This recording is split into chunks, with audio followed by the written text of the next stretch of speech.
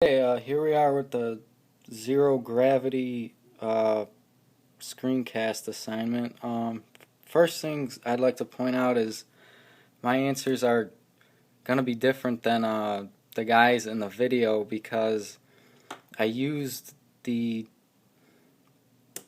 initial velocity from the book instead of his initial velocity, so all of my answers are not really the same as his, but that's the reason why. And also, I'm assuming that in the description here where it says as well as the time, I'm assuming that you mean to find the total time that the plane was in zero gravity, which is also what part C in the book says to do.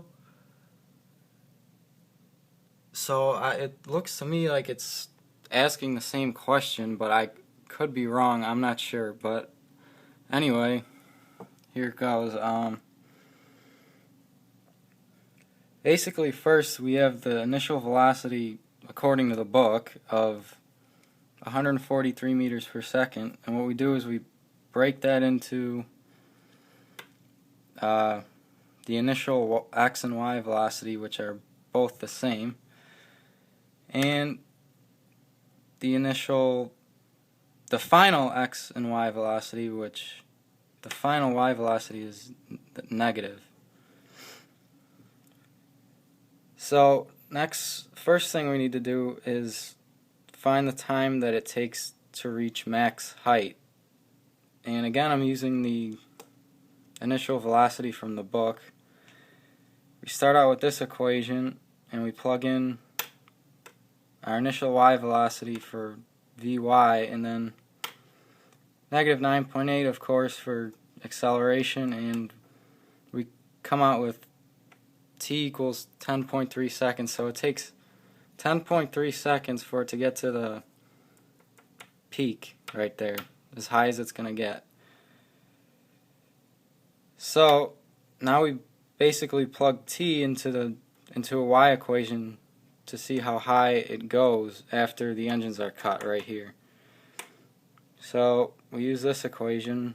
Y final is what we're solving for. Y initial equals 0. Our initial y velocity is 101.12 times our time that we just found out, plus 1/2 our negative 9.8 for gravity, and then times time squared. Solve that equation. I left out all the math to make it easier to understand, and your y final is 521.7 meters. So that's as high as it gets.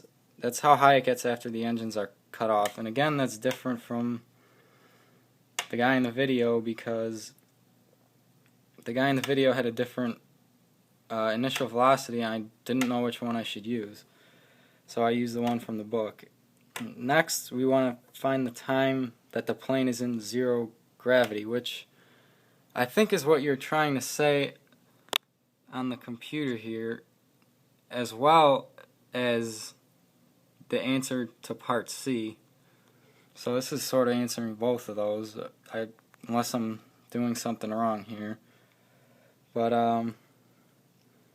we know the time to the halfway point is t equals 10.3 seconds. So that means we know the time from here to here is going to be another 10.3 seconds.